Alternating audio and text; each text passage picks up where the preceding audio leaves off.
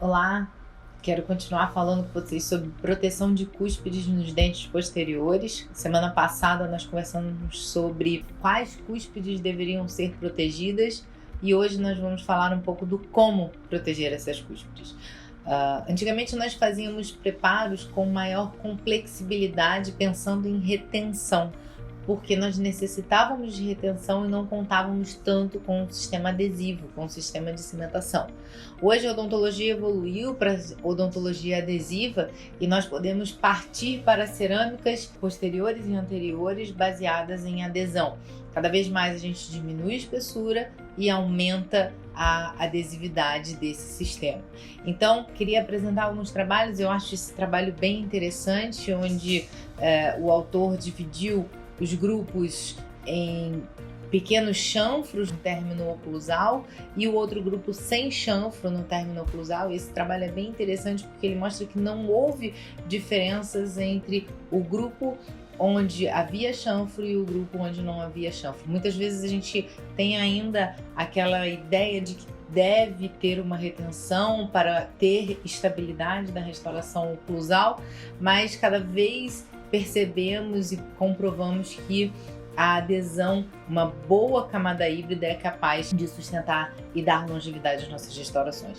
Então, nós vamos pensar em proteção de cúspides sempre desgastando o menos possível dos dentes, sabendo que quando eu faço a adesão em esmalte, eu tenho melhor característica de cimentação, eu tenho maior adesão sobre o esmalte. A camada híbrida em dentina ela é piorada, então nós vamos sempre optar por desgastes e términos em esmalte. É muito importante que mesmo que você envolva a sua onlay com dentina, o término das caixas proximais seja em esmalte. É importante que haja esmalte para a margem das restaurações. Aqui eu tenho um exemplo de desenho, por exemplo, onde eu não preciso aumentar a retenção por um chanfro.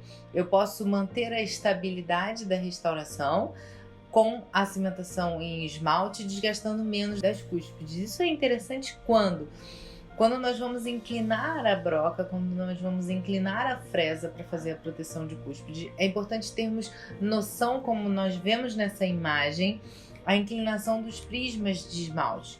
Por causa dessa inclinação dos prismas de esmalte, o ideal é que a nossa fresa possa estar voltada para o sulco central do molar, por exemplo, ou do premolar, onde nós vamos ter um desgaste de 1 milímetro da cúspide de proteção, um desgaste mínimo de 1 milímetro da cúspide de proteção para cerâmicas do tipo Emax, onde a gente vai manter a margem de segurança. Com 1 milímetro, a gente consegue trabalhar com forças oclusais para reabilitar nossos pacientes. Então, um caso como esse, nós vamos inclinar a fresa, cortar a cúspide tendo a dimensão dessa restauração. É muito comum que os alunos me perguntem o quanto e como devem ser as caixas proximais. Esse momento de decisão de proteção de cúspides ele é muito importante para raciocinarmos em relação à caixa proximal, porque quando a gente faz proteção de cúspide posterior, quando a gente faz proteção de cúspide de trabalho, por exemplo, num molar superior, como o exemplo desse vídeo, onde nós vamos proteger e necessitamos fazer uma caixa proximal porque o paciente já tinha uma restauração prévia classe 2. Qual é a inclinação da fresa que eu devo usar e o tanto que eu devo aprofundar a minha caixa proximal? Eu tenho duas regras nesse momento. Eu vou aprofundar a minha caixa proximal de maneira expulsiva até encontrar esmalte. A partir do momento que eu tenho a minha margem em esmalte, eu tenho o limite da minha caixa proximal.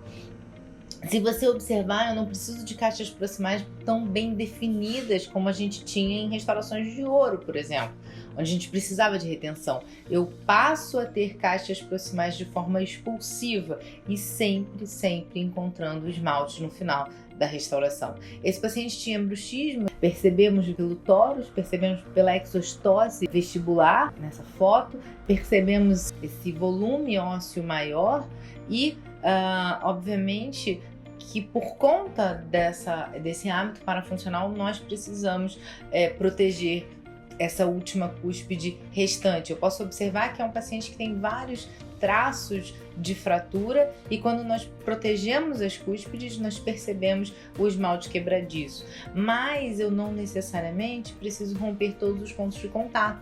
O que eu posso fazer, como eu vejo nessa figura, é proteção de todas as cúspides, encontro da caixa proximal, e eu tenho a região distal dele, eu passo uma lixa metálica. Toda vez que nós não rompermos o ponto de contato, nós vamos passar uma lixa metálica para que eu possa copiar esse término, e a partir desse momento nós podemos produzir uma restauração expulsiva com adesão de margem em esmalte. O meu objetivo é sempre colar a margem da restauração posterior em esmalte, aprofundar a restauração nas cúspides de trabalho 1 milímetro, com o sistema de silicato de lítio, com o sistema Emax. Quando a gente parte para a caixa proximal, nós vamos aprofundar até encontrar esmalte. E percebam que a troca de restauração de resina, ela é importante ser feita, pois nós vamos manter a resina como substituto da maior parte de dentina, nós vamos manter a resina e vamos fazer adesão da cerâmica em resina também. Por isso é importante que a gente tenha certeza de que essa resina está em boas condições e nós possamos adequar o meio quando é necessário. O paciente que vem com resinas antigas, restaurações infiltradas, nós devemos restaurar em resina antes de fazer os nossos preparos de cerâmica.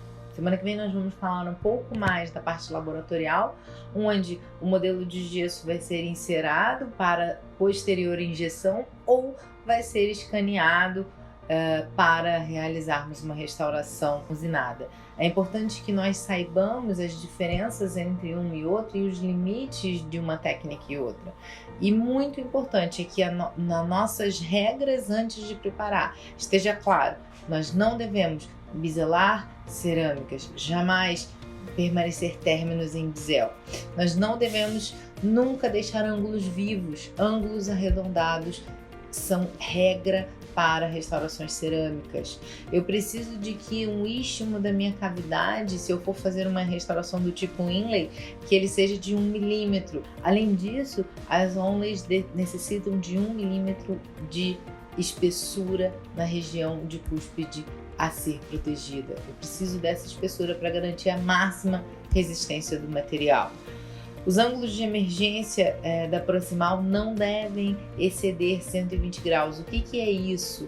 Esse ângulo de 120 graus é quando eu tenho um diastema entre um molar e um pré-molar, por exemplo, e preciso fazer um ângulo de emergência muito grande dessa restauração. Ele não deve exceder 120 graus para que não venha ter uma alavanca, não venha ter uma região sem apoio fazendo força. Isso não é indicado. Como nós conversamos, as margens das restaurações na oclusal não devem estar em contato estático ou dinâmico. Então, repassando, ângulos arredondados, ângulo de emergência proximal no máximo 120 graus, 1 milímetro em cúspide de trabalho que foi protegida ou de proteção que foi protegida. Nós também precisamos lembrar que não pode haver bisel no final da caixa proximal, e esse é muito comum, esse erro onde nós fazemos um bisel após terminar a caixa para unir com a vestibular. Não deve acontecer. Quando eu observo, por exemplo, nesse preparo, essa redução oclusal, muitas vezes quando vamos unir com a proximal, não deve haver um slice, não deve haver um ângulo vivo nessa região de união. Por isso, quando nós não unimos com a vestibular, temos que ter cuidado com essa zona crítica. Essa zona crítica é uma região que nós precisamos detalhar isso mais na semana que vem. Aguardo vocês no nosso próximo Decisões Clínicas.